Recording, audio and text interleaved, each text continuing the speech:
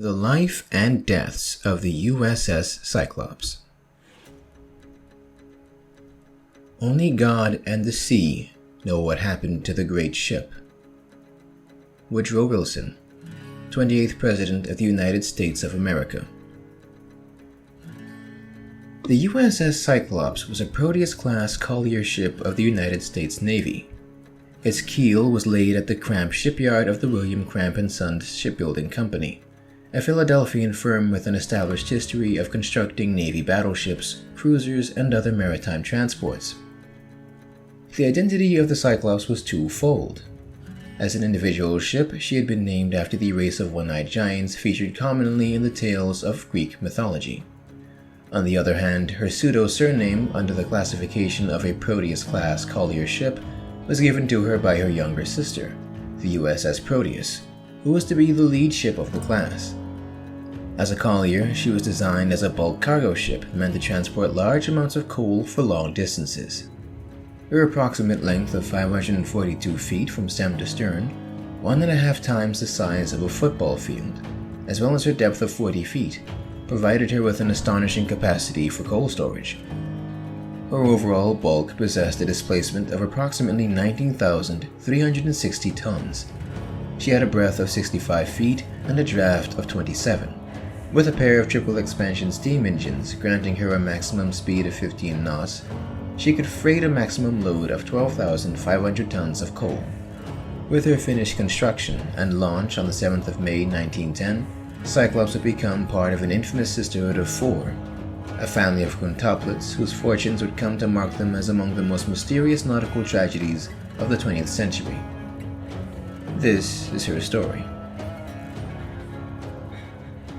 The launch of the Cyclops on the 7th of May 1910 would make her the eldest daughter of the Proteus sisterhood. Her launch would be echoed by that of her sibling, the USS Jupiter, on August 24, 1912, the USS Proteus on September 14, 1912, and finally the latecomer USS Nereus on April 26, 1913. All the ships would notably bear a nomenclature relating to Greek and/or Roman mythology. All would also quickly find themselves added to the ranks of the United States Navy in short order. Such was the ultimate intent of their creation for the coal-hungry ships of the 20th century USN. While the Jupiter, Proteus, and Nereus would be officially commissioned in the same year of 1913, the Cyclops would bear witness to a role reversal. She would be the last of the four to be officially commissioned, becoming so on May 1, 1917. By then, however, she already possessed experience in the service of the United States Armed Forces.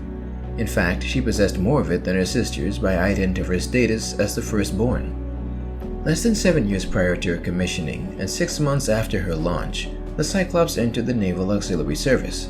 She sailed within the scope of operations of the Atlantic Fleet, a service component command of the U.S. Navy established in 1906 by President Theodore Roosevelt.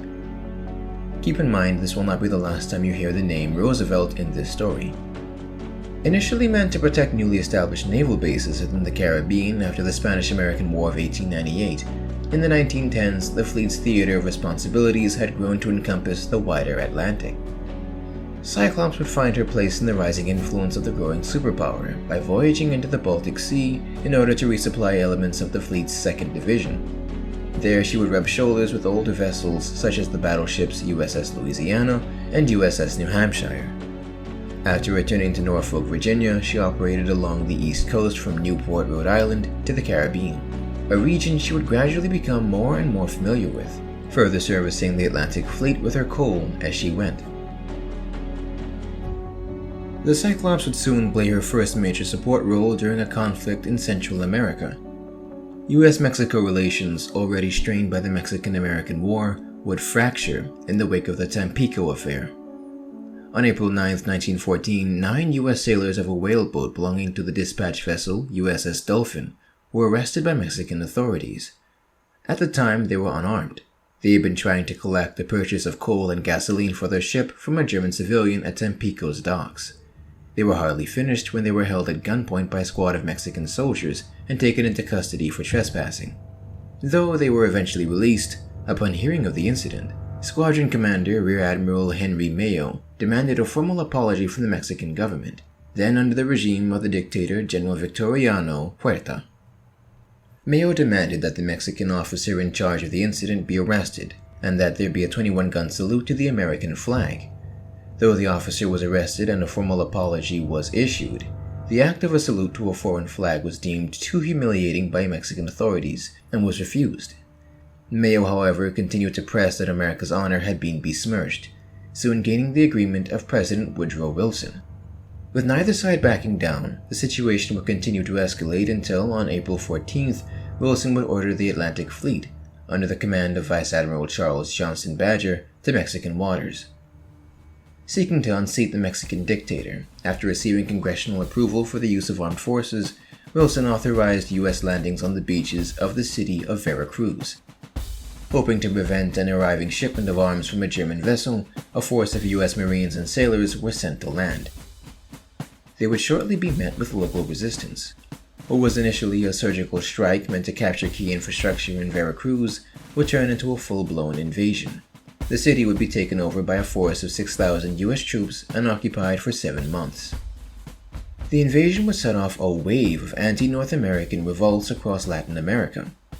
The revolts were the most intense in Mexico, where 50,000 resident Americans were already living.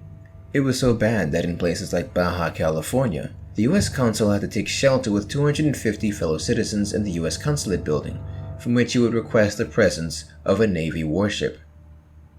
Many of the Americans living in Mexico were expelled from the country and forced to leave behind everything they owned. It was during this time that the Cyclops would distinguish herself in the Veracruz expedition. She provided coal to U.S. ships on patrol, as well as lent herself to the evacuation effort. She would transport American refugees from Tampico across the Gulf of Mexico to refugee camps that had been established for them in New Orleans, an act for which she would receive the thanks of the U.S. State Department. With the outbreak of the First World War and America's entry into the conflict on April 4, 1917, the Cyclops would soon find her place in the historical limelight. The United States Army needed transports to get its men and material to France. Thus, a select committee of 5 presidentially nominated and senatorially approved shipping executives, known as the United States Shipping Board, USSB, were made to examine American ship registries.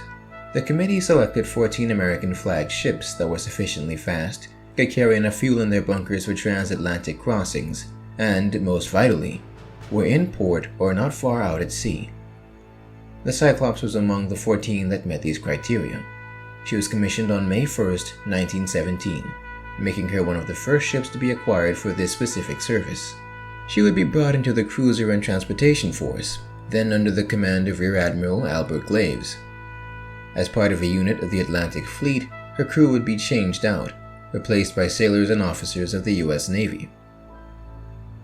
It is at this time that a naval officer named Lieutenant Commander George Worley will be placed in command of her. The Cyclops was among 10 of the ships that were quickly refitted for the war. Her cooking and toilet facilities were significantly expanded in order to handle the vast number of troops and personnel she would soon be asked to carry. In addition, berthing spaces were added wherever possible. Each of the 10 ships also had gun platforms installed for anti-submarine defenses. From there, the Cyclops would make her way to the Brooklyn Navy Yard, where her guns would be bolted to her gun platforms and certified to work correctly. Once finished, she would be made to operate in the first American naval convoy to sail to Europe, designated Convoy No. 1. Altogether, the convoy consisted of 14 troop ships and 13 armed escorts. On June 7, 1917, Admiral Glaves gave secret orders for all 14 ships of the first convoy to assemble in the North River. They gathered at the anchorage of Tompkinsville on Staten Island, New York. At sunrise on a very foggy morning on the 14th of June, 1917, the convoy hoisted anchor. It then began its voyage across the submarine-infested waters of the Atlantic. Each of the 4 groups sailed out, at regular intervals of 2 hours, from the Ambrose lightship. However, the last group was delayed by 24 hours. Cyclops would function as one of the escorts for Group 3. She would guard ships carrying the first American troops to Europe, including the transports USS Mallory, USS Finland, and USS San Jacinto. 3 destroyers, USS Allen, Preston, and McCall, as well as a cruiser, USS Charleston, would work alongside the Cyclops in the defense of the troop transports. Outfitted with 4-inch 50 caliber guns, and traveling across the Atlantic at a comfortable 13-knot, 24-km/h pace with the rest of the convoy, she made for the west coast of France. She would help to transport doctors and supplies meant for the American Expeditionary Forces heading into the war. It was just 8 days into the voyage that the first attack on the convoy would come. The morning of the 22nd of June brought a torpedo attack on the first group. No damage was done and all ships escaped from the U-boat. The second group was attacked on the 26th of June and the fourth group was attacked on the 29th. The third group, in which the Cyclops was traveling, did not sustain an attack during the voyage. Their destination was the harbor of Saint Nazaire, a city on France's west coast. The convoy arrived on July 2, 1917, to find a very crowded harbor. Plans were lacking as how to handle the large number of vessels in the harbor at once, and there was widespread confusion. Eventually, however, all troops and material were disembarked. After fulfilling her role in the convoy, she would set sail on a return trip to the East Coast 12 days later. She would spend the bulk of 1917 serving in the area, save for a brief trip to Halifax, Nova Scotia. It should be noted here that the Cyclops was lucky to have left Nova Scotia when she did. Any later, and she might have met her untimely end within the flames of the Halifax explosion, an incident where a Norwegian steamship collided with a French munitions ship, detonating the latter's cargo. What resulted was the single largest explosion in human history up to that point, one whose magnitude would not be outdone until Hiroshima. Over 1,600 people would be killed, 9,000 would be injured, and many nearby ships would be heavily damaged.